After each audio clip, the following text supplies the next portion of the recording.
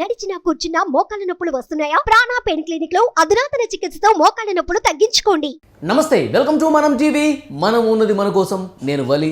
ప్రస్తుతం స్టూడియోలో ఉన్నారు ప్రముఖ political analyst doctor Bharat Reddy గారు. వారితో మాట్లాడదాం. భరత్ రెడ్డి గారు నమస్తే సార్. నమస్తే. భరత్ రెడ్డి గారు, టీఆర్ఎస్ బీఆర్ఎస్గా మారిపోయింది. ఆ బీఆర్ఎస్ని మళ్ళీ టీఆర్ఎస్గా మార్చే పని పెట్టుకున్నట్టుగా తెలుస్తోంది. ఈ చర్చలు జరుగుతున్నప్పుడే కల్వకుంట్ల ఫ్యామిలీ మొత్తం ఈ పార్లమెంట్ ఎన్నికల్లో పోటీ చేసేందుకు ఒక నిర్ణయం కూడా జరిగిపోయినట్టుగా తెలుస్తుంది. అంటే ఎంపీ అభ్యర్థులు లేరా? ఫ్యామిలీ మొత్తం మళ్ళీ ఎంపీలుగా ఎందుకు దిగబోతున్నట్టు ఎలా అర్థం చేసుకోవాలి? మీరు చెప్పినట్టు బీఆర్ఎస్ నుంచి టీఆర్ఎస్కి అంటే వెనక్కి రావడానికి ప్రయత్నాలు జరుగుతున్నాయి. మొన్న జరిగిన సమావేశాల్లో కూడా చాలామంది అభిప్రాయం ఏంటంటే మనం అసలు బీఆర్ఎస్కు వెళ్ళడమే తప్పు అనేది ఒక అభిప్రాయం ఏర్పడ్డది. మళ్ళీ మనం పాత టీఆర్ఎస్ అంటే టీఆర్ఎస్ అనేది తెలంగాణకు కనెక్ట్ అయిన సబ్జెక్టు, తెలంగాణ ప్రజలకు కూడా చాలా దగ్గర ఉన్న ఇది టీఆర్ఎస్ అనేది. దాన్ని బీఆర్ఎస్గా మార్చడం వల్ల కూడా మనకు కొంత ఇబ్బందులు వచ్చాయని చెప్పడం ద్వారా కొంత వాళ్ళ రివ్యూ వచ్చింది. అంటే ఏం చేద్దాం అంటే ఇప్పుడు బీఆర్ఎస్ని టీఆర్ఎస్గా మారిస్తే జరగబోయే పరిణామాలు ఏంటంటే వీళ్ళు భయపడి వెనక్కి వెళ్ళారా? బీఆర్ఎస్ పెట్టి మేము దేశవ్యాప్తంగా పోటీ చేస్తాం, మహారాష్ట్రలో ఆల్రెడీ కొన్ని సీట్లకు పోటీ చేయడం జరుగుతుంది, కర్ణాటక, ఒరిస్సా ఇలాంటి కొంత ముందడుగు వేయడం జరిగింది. కానీ ఎక్కడ పెద్ద ఫలితాలు రాకపోయినప్పటికీ ఒక పార్టీగా అవతరించడానికి అయితే ప్రయత్నాలు సాగాయి.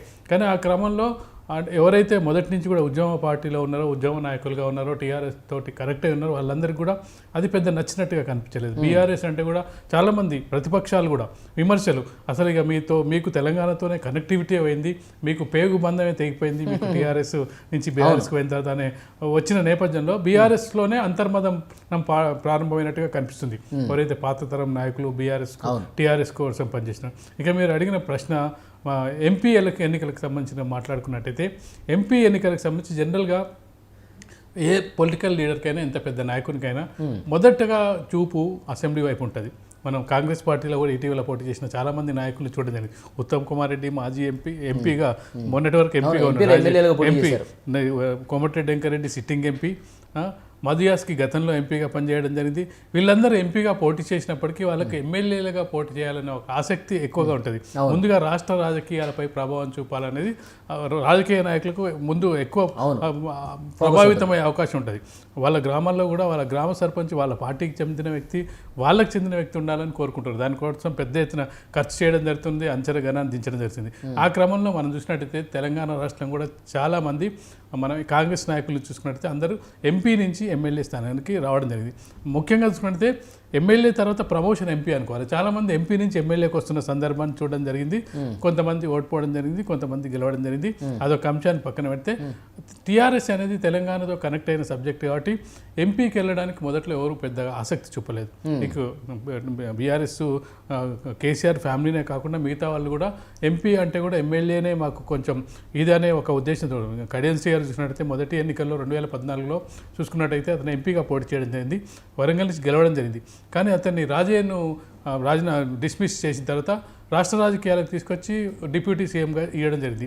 అంటే వీళ్ళకందరికీ కూడా లోకల్ పాలిటిక్స్, ఎప్పుడు కూడా లోకల్ పాలిటిక్సే చాలా ఇంట్రెస్టింగ్గా ఉంటుంది. లోకల్ పాలిటిక్స్ కోసం వాళ్ళు పెద్ద ఎత్తున ఖర్చు చేస్తుంటారు. అంటే ఇక్కడ అభ్యర్థులు ఎవరు లేరా అని ఒక ప్రశ్న వస్తుంది సార్. ఎందుకంటే మన హరీష్ రావు పోటీ చేస్తారంట, కేటీఆర్ పోటీ చేస్తారంట, కేసీఆర్ పోటీ చేస్తారు. ఇప్పుడు వాళ్ళందరూ ఎమ్మెల్యేలు గెలిచిన వాళ్ళు, ఇప్పుడు వాళ్ళు ఎంపీలుగా పోటీ చేయటం, మాజీ ఎంపీ కవిత ఇప్పుడు మళ్ళీ ఎంపీగా పోటీ చేసే ఛాన్స్ కూడా ఉందంటున్నారు.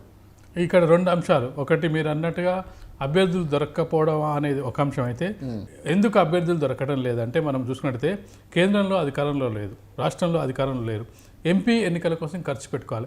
ఇంత ఖర్చు పెట్టుకొని గెలిచిన తర్వాత ఏం చేయాలి? ఇప్పుడు ఒక ఎన్డీఏ కూటమి ఉంది, ఇండియా కూటమి ఉంది, ఏ కూటమి వైపు లేరు. వీళ్ళు ఇండివిజువల్ గెలిస్తే ఏం చేయాలి? ఇక్కడ ఓటింగ్ ప్యాటర్న్ కూడా ఏ విధంగా ఉంటుంది? ఎంపీ ఎలక్షన్స్, లోక్సభ ఎలక్షన్స్ జాతీయ పార్టీల మధ్య ప్రధానంగా పోటీ ఉంటుంది. ముఖ్యంగా గత ఎన్నికల్లో కూడా చూసినట్టయితే బీజేపీ ఒక్క ఎమ్మెల్యే సీటు గెలిచినప్పటికీ 4 ఎంపీ సీట్లు రావడం జరిగింది. ఈసారి 8 ఎమ్మెల్యే సీట్లు గెలవడం జరిగింది. మోడీ ప్రభావం, మోడీ కావాలన్నా, రాహుల్ గాంధీ కావాలన్నా, మోడీ ఉండాలన్నా, తీసేయాలా అనే దాని మీద ఎన్నిక జరుగుతాయి. ఇప్పుడు జరిగే ఎన్నికలను కూడా లోక్సభ ఎన్నికలకు సంబంధించి మోడీ కావాలా వద్దా, మోడీని కంటిన్యూ చేయాలా వద్దా అనేది ఒక అంశం. రాహుల్ గాంధీ ఇండియా కూటమికి ఏ విధమైన ఎంత ప్రాధాన్యత ఇవ్వాలి, ఎంతవరకు వాళ్ళు సీట్లు గెలుచుకుంటారు అంటే ఈ రెండు అంశాల మీద ఆధారపడింది. రెండు పార్టీలు గట్టిగా ఉన్నాయి.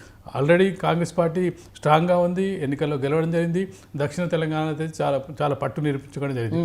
ఉత్తర తెలంగాణ కొంతవరకు బీజేపీ ప్రభావం ఉంది. గతంలో కూడా ఉత్తర తెలంగాణలోనే 3 ఎంపీ సీట్లు గెలవడం జరిగింది బీజేపీ, హైదరాబాద్, సికింద్రాబాద్ తప్పిస్తే. కాబట్టి ఈసారి ఈసారి ఖచ్చితంగా కూడా వాటి ప్రభావం ఉంటుంది. ఇలాంటి పరిస్థితుల్లో కాంగ్రెస్ అలాగే బీజేపీల మధ్యలోనే పోటీ ఉండే అవకాశం ఉంటుంది. దీంతో ఎవరైతే బయటి వ్యక్తులు మేము ఎందుకు పోటీ చేసి ఓడిపోవడం ఎందుకు, ఓడిపోతామని తెలిసి కూడా ఎందుకు పోటీ చేయాలనేది ఒక అంశాన్ని మనం పక్కన పెడితే, అభ్యర్థులు దొరకట్లేదు అనే దానికి పక్కన పెడితే, ఇక రెండో అంశాన్ని మనం ఆసక్తికరంగా గమనించినట్టయితే ఇక్కడ రాష్ట్ర రాజకీయాల్లో ఇక బీఆర్ఎస్కు మళ్ళీ ఎన్నికలు అంటే ఇప్పుడు 2023 ఎన్నికలు అయిన తర్వాత మళ్ళీ 2028 అప్పటి వరకు బీఆర్ఎస్ నాయకులు ఏం చేయాలి? సింపుల్ ప్రశ్న. కేసీఆర్ ఫ్యామిలీ ఏం చేయాలి? ఇక్కడ ప్రతిపక్షంలో కూర్చోవాలి. ప్రతిపక్షంలో కూర్చున్నట్టయితే అందరు నాయకులు అసెంబ్లీలో ఉంటారు. కేసీఆర్ ఉన్నారు, హరీష్ రావు ఉన్నారు, అలాగే కేటీఆర్, అందరూ అసెంబ్లీలో. ఎమ్మెల్సీ కవిత ఎమ్మెల్సీగా ఉన్నది. కానీ కేంద్రంలో ఎవరు కూడా వీళ్ళ ఫ్యామిలీ మెంబర్స్ లేరు. కేంద్రంలో రేపు ఏం జరుగుతుందో ఏమో చెప్పలేము. ఒకవేళ పొరపాటున ఇండియా ఓడిపోయి ఇండియా కూటమి వస్తే ఇండియా కూటమికి వీళ్ళ కేసీఆర్ వెళ్తే అనుకోవచ్చు సార్ ఎంపీగా, తర్వాత హరీష్ రావు వెళ్తే అనుకోవచ్చు. ఇప్పుడు ముగ్గురు వెళ్తుంటే ఎవరు ఉంటారు ఇక్కడ? ఇక్కడ బీఆర్ఎస్ పక్షనేత ఎవరు? ఇక్కడ బీఆర్ఎస్ పక్షనేత ఎవరినైనా అంటే ఇప్పుడు ఇక్కడ మాకు పెద్ద అవసరం లేదు. కేంద్రంలో ఏమైనా అవకాశం ఉంటుందేమో. కేంద్రంలో రేపు రాబోయే ప్రభుత్వంలో ఏదైనా అంటే ఎవరికి మెజారిటీ రాని పక్షంలో, లేకపోతే ఎన్డీఏకే తక్కువ వచ్చిన పక్షంలో, అలాంటి సందర్భంలో మాకు 4-5 సీట్లు వచ్చినట్టయితే ఆ సీట్లు కూడా అవసరం ఉంటాయి. ఎందుకంటే చాలా సందర్భాల్లో ఒక్కొక్క సీటు కూడా అవసరమైన సందర్భాలు ఉన్నాయి. ఇప్పుడు ఆర్పీఐ లాంటి పార్టీలు కొన్ని ఉంటాయి. ఆ పార్టీలు, లోక్ జనశక్తి లాంటి పార్టీలు, ఎన్డీఏకి మద్దతు ఇస్తున్న పార్టీలు 1-2 సీట్లతోటి ఉంటాయి. వాళ్ళు మద్దతు ఇస్తున్నారు. రామ్దాస్ అథవాలే బాంబే నుంచి ఒకటే గెలుస్తాడు, తన మంత్రివర్గంలో ఉంటాడు. ఇలాంటి సందర్భాలు కూడా మనం చూస్తుంటాం. ఒకటి మీరు అన్నట్టుగా ఒకటి అభ్యర్థులు దొరకపోవడం, రెండోది మేము ధైర్యంగా ఉండాలి, ముందుండి నడిపించాలనేది ఒకటి కూడా ఉంటుంది. ఇప్పుడు నిరాశ నిస్పృహల మధ్య ఉన్న కార్యకర్తలు బీఆర్ఎస్ ఓడిపోయింది, బీఆర్ఎస్ భవిష్యత్తు ఏంది, బీఆర్ఎస్ భవిష్యత్తు లేదని చెప్పి ఇప్పుడు ప్రచారం జరుగుతున్న సందర్భాన్ని మనం చూడవచ్చు. ఎందుకంటే కాంగ్రెస్ అలాగే బీజేపీల మధ్యలోనే పోటీ ఉంటుంది. ఈ పోటీ సందర్భంగా మనం గతంలో చర్చించుకున్నాం. బీజేపీ అసలు ఇంకా బీఆర్ఎస్ని ఉండనిస్తుందో లేదో అనేది ఒక ప్రశ్న. కాంగ్రెస్ పార్టీ కూడా వాళ్ళకు అవకాశం వచ్చినట్టయితే వాళ్ళు కూడా బీఆర్ఎస్ మీద కొంత కక్ష అనుకోవచ్చు. గతంలో వీళ్ళ పార్టీ నుంచి చాలామంది ఎమ్మెల్యేలను తీసుకున్న సందర్భాన్ని ఇప్పటివరకైతే వాళ్ళు ఆ ప్రక్రియ ప్రారంభించలేదు. ఇటీవల కాలంలో రేవంత్ రెడ్డిని ఏదో ఇంటర్వ్యూలో చూసినట్టయితే వాళ్ళు ఒకవేళ ప్రారంభిస్తే మేము అంతకంటే ఎక్కువ ప్రారంభిస్తామంటే వాళ్ళు అడుగున అటు సైడ్ నుంచి స్టార్ట్ అయితే మాత్రం మేము వదలం. ఇప్పటికే చాలా మందికి బీఆర్ఎస్ ఎమ్మెల్యేలు కాంగ్రెస్ వైపు చూస్తున్నట్టుగా చాలా వార్తా కథనాలు వెళ్తున్న నేపథ్యంలో కాంగ్రెస్ పార్టీ ఏం ఆలోచిస్తుంది, ఇప్పుడే వీళ్ళని ఎందుకు తీసుకోవడం, మెల్లగా తీసుకుందాం. దాంతోపాటుగా ముందుగా మన కార్యకర్తలు ఎవరు ఉన్నారో వాళ్ళ కార్యకర్తలకు ఏదైతే పోస్టులన్నీ నింపి వాళ్ళకి ఇవ్వాల్సిన అన్ని ఇచ్చిన తర్వాత వాళ్ళు వచ్చినా కానీ మా దగ్గర పోస్టులు అంటే ఇప్పుడు 5 స్థానాలకు తక్కువకు పడిపోతే మరింత డేంజర్లోకి వెళ్ళిపోతాం అన్న భావంతో వీళ్ళని ఎక్కువ స్థానాలు మనం గెలుచుకోవాలి, అదే ఉద్దేశంతో పోటీ చేస్తున్నాం. మెయిన్ ఎక్కువ స్థానాలు, మినిమం 5 స్థానాలు గెలవలేకపోతే పార్టీ కూడా ప్రమాదంలో పడే అవకాశం ఉంది. ఆ ఇన్ఫ్లుయెన్స్ వేరే ఉంటుంది. నువ్వు హరీష్ రావు పోటీ చేస్తుంటే, కేటీఆర్ పోటీ చేస్తుంటే, కేసీఆర్ పోటీ చేస్తుంటే ఒక్కసారిగా అటెన్షన్ క్రియేట్ అవుతుంది. ఇప్పుడు మాజీ మంత్రులు, మాట చాతుర్యం ఉన్న వాళ్ళు ఒక రేంజ్ ఏర్పడుతుంది. కేవలం ఎంపీ బీఆర్ఎస్ మిగతా నాయకులు పోటీ చేసినట్టయితే ఆ ఇంపాక్ట్ తక్కువ ఉంటుంది. మనం చూస్తాం కేసీఆర్ వెళ్ళి అక్కడ మన గజ్వేల్లో పోటీ చేయడంతో గజ్వేల్ ఒక్కసారిగా ప్రాధాన్యతను సంతరించుకుంది. కామారెడ్డి వచ్చి పోటీ నుంచి, అంతకుముందు కామారెడ్డి అంటే పెద్దగా ఎవరికి తెలిసిన సందర్భాలు లేకుండా ఒక ఎమ్మెల్యే ఉంటారు. ఎప్పుడైతే కేసీఆర్ కామారెడ్డికి వెళ్ళినో కామారెడ్డి ఒక హాట్ సీట్ లాగా మారింది. అలాగే ఇప్పుడు ఎంపీ ఎన్నికల్లో పోటీ చేసినట్టయితే అదొక హాట్ సీట్గా మారే అవకాశం ఉంటుంది. దాంతోపాటుగా గెలిచే అవకాశం ఉంటుంది అనే ఒక అభిప్రాయం ప్రజల్లో నెలకొంటుంది. ఎందుకంటే మిగతా వాళ్ళు పోటీ చేసినట్టయితే, మామూలుగా బీఆర్ఎస్ నాయకులు పోటీ చేసినట్టయితే అది బీఆర్ఎస్ కాంగ్రెస్ బీజేపీల మధ్యనే పోటీ ఉన్నట్టయితే వీళ్ళు 3వ స్థానానికి పడిపోయే అవకాశం ఉంటుంది. ఆ స్థాయి నుంచి వీళ్ళు నిలబడ్డైతే గెలుస్తారా ఓడతారా పక్కన పెడితే ఒక ఫీల్ అయితే తీసుకొస్తారు. అంటే వీళ్ళు స్ట్రాంగ్ గానే ఉన్నారు, వీళ్ళు పోటీ చేసినట్టయితే గెలిచే అవకాశం ఉంటుంది. మన గతంలో ఒకసారి చూసినాం, టీఆర్ఎస్కు 2 ఎంపీ సీట్లు రావడం జరిగింది. ఇది మన తెలంగాణ ఏర్పడ్డ సందర్భంలో ఒకటి మహబూబ్నగర్లో కేసీఆర్ గెలవడం జరిగింది, 2వ సీటు అప్పుడు కాంగ్రెస్ పార్టీకి 33 సీట్లు రావడం జరిగింది. ఆ సందర్భంలో కేవలం 2 సీట్లు రావడం జరిగింది. ఆ సందర్భంగా మెదక్లో విజయశాంతి గెలవడం జరిగింది. మెదక్ సీట్లన్నీ దాదాపు అన్ని సీట్లు కాంగ్రెస్ పార్టీ గెలుచుకోవడం జరిగింది. ఎమ్మెల్యే సీట్లన్నీ అప్పుడు ఎమ్మెల్యే ఎంపీ సీట్లు కలిసే ఎన్నిక అవ్వడం జరిగింది. ఆ సందర్భంగా విజయశాంతి గెలిచింది. విజయశాంతి ఏ విధంగా గెలిచింది, సిద్దిపేటలో వచ్చిన మెజార్టీ హరీష్ రావు ఒక్కడే గెలవడం జరిగింది. మిగతా 6 అసెంబ్లీ సెగ్మెంట్లలో కాంగ్రెస్ పార్టీ గెలిచింది. ఒకే ఒక అసెంబ్లీలో హరీష్ రావు గెలవడం జరిగింది. హరీష్ రావు మెజారిటీ తోటి విజయశాంతి గెలిచి బయటపడడం జరిగింది. అంటే ఎంపీ ఎలక్షన్స్కి ఎమ్మెల్యే ఎలక్షన్స్కి అంత వేరియేషన్ ఉంటుంది. అంటే హరీష్ రావు మీద ఆ విధమైన అభిప్రాయం ప్రజల్లో ఉంటుంది కాబట్టి ఒకవేళ హరీష్ రావు మెదక్ నుంచి పోటీ చేసినట్టయితే ఖచ్చితంగా కూడా గెలిచే అవకాశం ఉంటుంది అనేది వాళ్ళ అభిప్రాయం. రాజకీయ వర్గాల్లో కూడా అలాంటి చర్చ జరుగుతుంది. సరే, ఇప్పుడు గజ్వేలు కామారెడ్డి ప్రస్తావన ఇంతకుముందు మీరు తీసుకొచ్చారు. నేను లోకల్ అనే భావంతో అక్కడ బీజేపీ అభ్యర్థి గెలిచారు, కేవీఆర్ గెలిచిన పరిస్థితి మనం చూసాం. ఇప్పుడు వీళ్ళు ఎమ్మెల్యేలుగా ఉన్నోళ్ళు ఎంపీలుగా పోటీ చేస్తే మళ్ళీ ఇక్కడ ఎలక్షన్ పెట్టాలి, మళ్ళీ వీళ్ళు ఎమ్మెల్యేగా రాజీనామా చేసిన తర్వాత మళ్ళీ ఎలక్షన్ పెట్టాలి కదా సార్. ఇప్పుడు ఎందుకు ఈయన్ని గెలిపించాలి అని చెప్పి ఎంపీగా వేరే వాళ్ళని గెలిపించే ఛాన్స్ కూడా ఉండొచ్చు కదా. ఉండొచ్చు. ప్రజలు ఈ మధ్యకాలంలో అది ఇప్పుడు వెంకటరమణారెడ్డి అక్కడ ప్రచారం చేసింది కూడా అదే, కామారెడ్డిలో ప్రచారం చేసింది. రేవంత్ రెడ్డి అక్కడ గెలుస్తాడు, ఇక్కడ కేసీఆర్ గెలుస్తారు.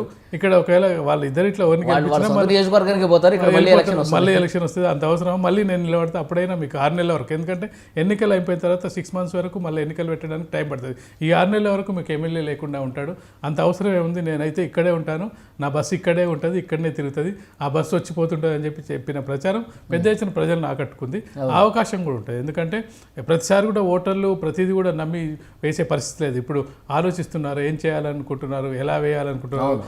ఎంపీ ఎలక్షన్స్కి ఒకలాగా ఇస్తున్నారు, ఎమ్మెల్యే ఎలక్షన్స్కి ఒకలాగా రియాక్ట్ అవుతున్నారు, సర్పంచ్ ఎలక్షన్స్కి మరోలాగా రియాక్ట్ అవుతున్నారు, జెడ్పీ ఎలక్షన్స్ వేరు. అంటే ఒక ఎన్నికకు ఇంకో ఎన్నికకు ఖచ్చితంగా తేడా ఉంటుంది. ఆ తేడాను గమనించినట్టయితే ఏదైనా జరగవచ్చు. కాకపోతే వాళ్ళు ఒక ఫీల్ అయితే వెళ్ళడానికి ప్రయత్నిస్తున్నారు. మేము స్ట్రాంగ్గానే ఉన్నాం, బీఆర్ఎస్ పార్టీ అనేది ఇప్పటికీ కూడా కోల్పోలేదు, కేవలం మాకు 2% ఓట్లు మాత్రమే తేడా ఉంది అనేది చెప్పకనే చెప్తున్నారు. మేము కొంతమందిని మార్చినట్టయితే గెలిచేవాళ్ళం. అంటే వాళ్ళ రివ్యూలో చాలా అంశాలు వస్తున్నాయి. కాకపోతే ఇప్పుడు వస్తున్న గతంలో బీజేపీనే లేదని చెప్పిన కేటీఆర్, బీజేపీ నామమాత్రం అని చెప్పిన కేటీఆర్ ఇటీవలి కాలంలో ఏం చెప్తున్నారంటే బీజేపీ అని చెప్పకుండా ట్రయాంగిల్ ఫైట్ నడుస్తుంది, ఆ ట్రయాంగిల్ ఫైట్లో మేమే గెలిచే అవకాశం ఉందని చెప్తున్నారు. గతంలో కూడా ట్రయాంగిల్ ఫైట్ జరిగినట్టయితే ఖచ్చితంగా మేము గెలుస్తామని చెప్పడం జరిగింది. మనం ఇక్కడ బీఆర్ఎస్ గెలిచిన ఎమ్మెల్యే స్థానాలను కూడా మనం చూసుకున్నట్టయితే స్ట్రేట్ ఫైట్ ఉన్న దగ్గర కాంగ్రెస్ గెలవడం జరిగింది. దక్షిణ తెలంగాణలో చూసుకున్నట్టయితే బీజేపీ నామమాత్రం ఉంటుంది. ఖమ్మం కానీ, నల్గొండ కానీ, ఇట్లాంటి ప్రదేశం, అక్కడ వరంగల్ కానీ, అక్కడ కాంగ్రెస్ పార్టీ మెజారిటీ సీట్లు గెలవడం జరిగింది. అదే నీకు ట్రయాంగిల్ ఫైట్ కరీంనగర్ కానీ, హైదరాబాద్ తీసుకోండి.